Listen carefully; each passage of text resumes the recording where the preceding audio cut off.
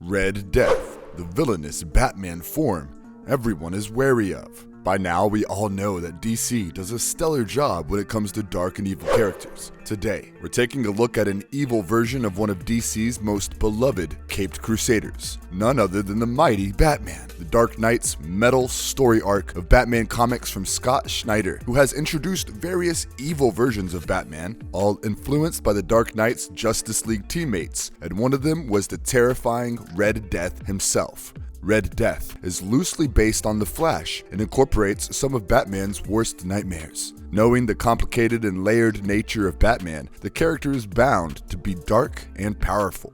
Metal was among the most recent DC events to take place, so Red Death is probably unfamiliar territory for those who aren't up to date. Let's get started because his story is an amazing one to tell, and there's a lot of information to go over as we tell you all about one of the most villainous versions of Batman to ever exist. Think you've seen Batman at his worst? Well, think again. Before we go into our explanation, we have a very small request. If you like our content, please support us by subscribing to our channel. This is a small click for you, but for us, it means a lot.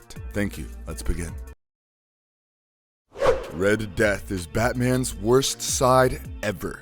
The Red Death is essentially Batman, but also the Flash. He appears to exist as an embodiment of Batman's intense fear of losing his family if he isn't quick enough when it comes to fighting off villains. The beginnings of the Red Death were disclosed in Batman the Red Death, a one-shot tie-in issue that depicted an utterly corrupt, deranged Bruce Wayne demanding that Flash give him his Speed Force powers. Let's start from the beginning. Batman was still a crime fighter in the alternative universe Earth 52. As far as audiences' view of the main DC universe goes, the Batman we all adore is often broken and disillusioned, but the Batman from Earth 52 was far more burdened under the weight of his trauma. He fought side by side a variety of Robins, but several of them fell victim to 52 Batman's own rogues gallery's bloodthirsty hands. After outlasting yet again another Robin, the 52 Batman became determined to find new and more severe ways to combat the violence that afflicted 52 Gotham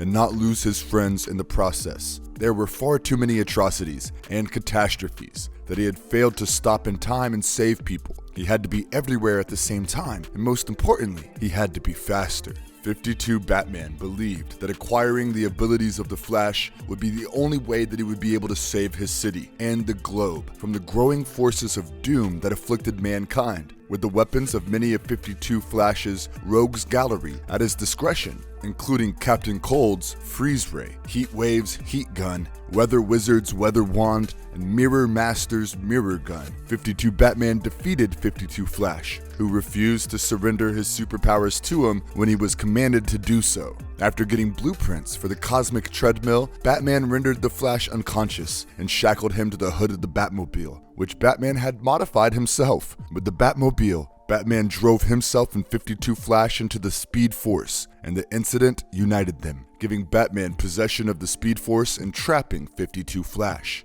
Barry Allen was essentially trapped within Batman's body, and that was the birth of a new bringer of justice, Red Death. The development of Red Death into a crazy villain. Red Death quickly developed into a deranged villain because he was essentially a combination of Batman's worsening mental health and internal conflict of not being able to save people on time, and immense power now that he had all the abilities that the Flash possessed, making him an unstable mix of the two. Keeping in mind Batman 52's tortured mind, it is not tough to imagine that once he had the power to go above and beyond, he practically lost all sense of responsibility and logic. Thus, after he brutally cornered the Flash and purposely drove him along with himself into the Speed Force, what emerged was probably the darkest version of Batman we have ever seen. Making the most of his newly acquired abilities, he was able to quickly murder the entirety of his rogues gallery. However, it was not nearly enough, and he was far too late to save the world he had sworn to protect. His reality was intrinsically unstable because it was part of the dark multiverse, and it began crumbling all around him. Batman was looking for a method to preserve his world when he was contacted by the Batman Who Laughs, who advised him to invade the main multiverse alongside Barbados's Dark Knights. This Batman looks menacing in his deep red suit that seems to us to be a likely euphemism for the sheer number of deaths he's caused and the blood he spilled in his own quest for satisfaction. His unstable mental health is what makes him most dangerous in the larger scheme of things.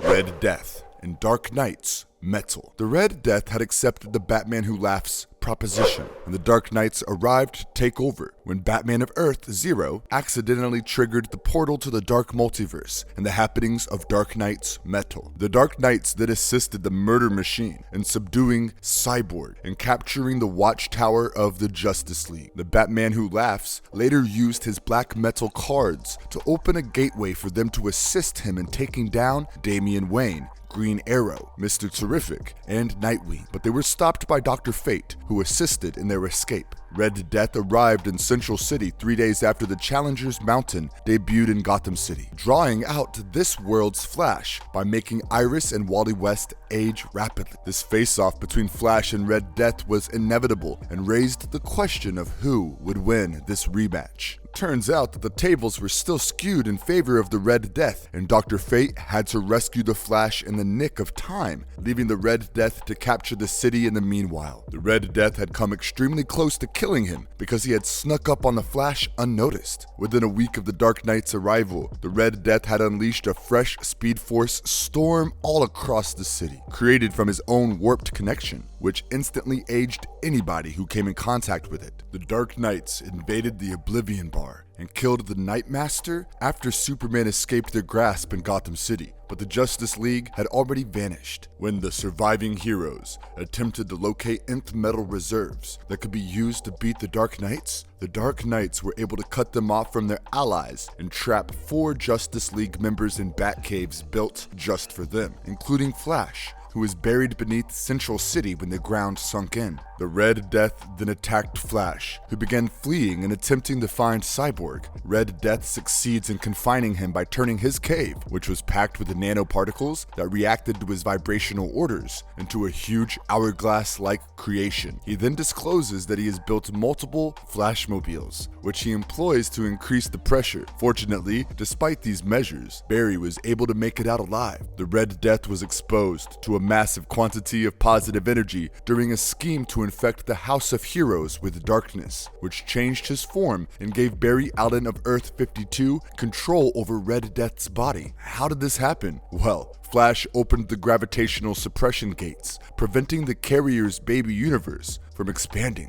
In an attempt to stop Flash, the Red Death was struck by pure positive energy from the expanding universe. As a result, his polarity was flipped and the Bruce personality vanished, allowing Earth 52's Barry Allen to seize control over the body. That was the end of Red Death, vanquished by the very hero he had exploited earlier. Barry immediately regretted what Bruce had done with his talents and joined up with Prime Earth's Flash to combat the Dark Knights. The Dark Knights had already factored in the Red Death's betrayal, according to the Batman Who Laughs, because he was the most inclined to turn against them due to his half-Batman status.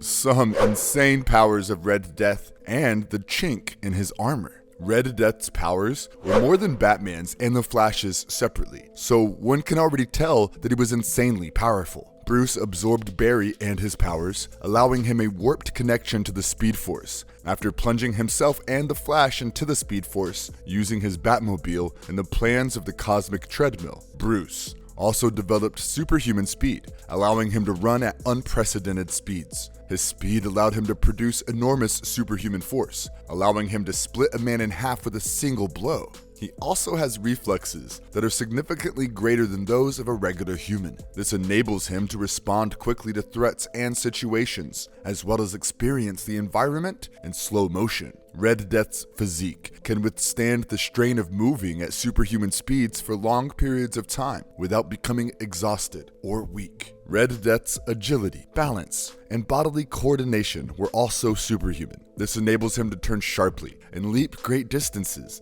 while going at superhuman speed. According to Barry Allen, a speedster's body is covered by a friction cushion, which protects them from the more dangerous aspects of their speed, such as friction, airborne particulate matter, kinetic impacts, G-force, and the like. He was granted this talent as well. The Red Death can also withstand massive kinetic impact pressures that would easily shatter or kill a human, all while sustaining no severe exterior or internal injuries, making him far more resilient than any human. He further has the ability to create the electrical energy he obtains from the Speed Force. He emits Speed Force lightning, especially when he moves at super speed, and he can create bat-like Speed Force energy forms that radiate hazardous effects if they make contact with others. Red Death's bat creations infect others, causing those who are infected to wither away terribly, as if hundreds of years had passed in an instant. He can think as fast as he moves, with equally outstanding hand-eye coordination, thanks to the Speed Force's energies, enhancing his already brilliant intellect. Using his Speed Force powers, he was able to create astonishing technological marvels in a matter of seconds, as well as conjure intricate nanoware. The Red Death also learnt to create more complicated Speed Force constructions, such as command-triggered nanotech powered and sustained by the speed energy he emits, thanks to his heightened cognition. However, he also had a couple of chinks in his armor, and they finally led to his destruction. Firstly, his face had been irreparably disfigured by Batman in the Flash's voyage into the Speed Force, leaving it fractured and broken behind his mask. However, more importantly, after merging with the Flash and the Speed Force, Batman gained control of the Speedster's abilities. However, he was also forced to share his body with the Flash's consciousness, which tried to break free on various occasions, which was a massive inconvenience, especially when in battle. In addition, when he employs the Speed Force, he disintegrates into a swarm of black bat silhouettes with red overlays